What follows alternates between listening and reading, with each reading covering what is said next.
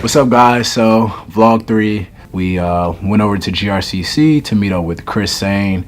Chris is a personal friend of mine, a mentor, somebody who I met while I was studying at GRCC, and he's been very helpful. He does a lot of great work in the Retention and Student Success Center. Some students may need housing, some students may be hungry, and so we have a robust food insecure and homeless policy to try to intervene when we notice that hunger or housing is impeding a student's academic success. What do you think about people who thinks college is a waste of time or is too expensive? For me, education was the key to liberation for me. Education is the first step to achieving the so-called American dream because it opened doors to opportunities a person of color, a young black man, otherwise wouldn't have access to.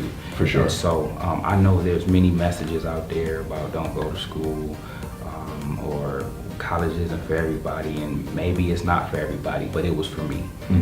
I was an athlete when I was coming up, but sports is a small window to play. My degree lasts a lifetime. I'm an expert at what I do, and I would only be that by accomplishing what I accomplished in the classroom. Again, the doors, the opportunities, the amount of money you even make by having an education, bringing a unique skill set, the ability to solve problems, and change lives and transform lives. It helps create a lifestyle for you to be a support and a blessing to people.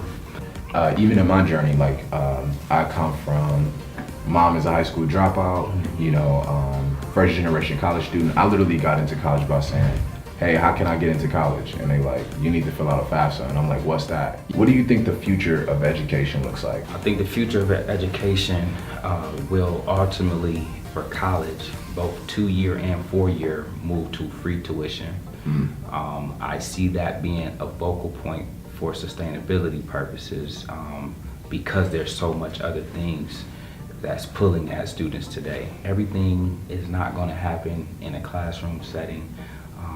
We have to be open to virtual reality. We have to be open to artificial intelligence, other things that's going to come down the pipe as a means to teach and educate tomorrow's student. And so education has a lot of work to do because we're slow on trends and we're slow to get up to speed with where the world is moving.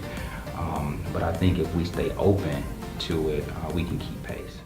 After that, we were able to go to the Institute again. It was week 2 at the Institute. We were able to work with the students, and I talked with them about the importance of setting goals. Thank you so much. One thing I want to leave with you, the importance of why we set goals. I heard this from a guy named Jim Rohn, and it sticks with me till this day. Many people think you set goals because you want to get the goal, right? You want to get the end thing.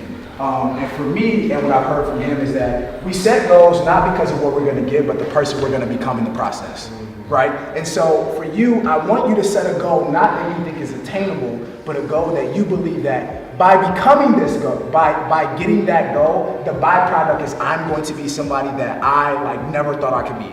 Like the person who I am today, the way I talk, the way I speak, the people I hang around, the things that I know, the information that I consume. Me in my current form right now, I can't be that. I can't be that person, right? It's gonna take new information, new ideas, new people, new work ethic, new schedule, new thought process, new patterns, new habits to become a person who is worthy of that goal. Does that make sense? Yeah. I was not only excited about you being here with my staff, because I think you're one of Michigan's best. Thank you. It's that the opportunity that you have as a young dancer too, when these celebrity choreographers come in, and to take advantage of it. Take advantage of it. Got it. I will. That's all. It's just, when we first talked, I didn't think my schedule would be as crazy as it would. You're popular.